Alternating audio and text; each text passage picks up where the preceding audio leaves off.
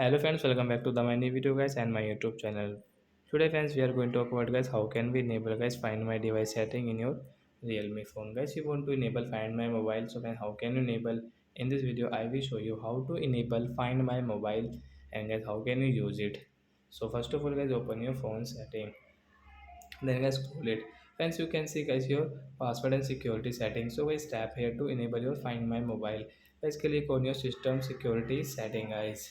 So friends, you can see your second option find my device and find my mobile guys. You want to enable, you can enable from the right side. Guys, you want to use location means turn on device location. So guys, on your location also, then guys you can see find my device setting as enabled.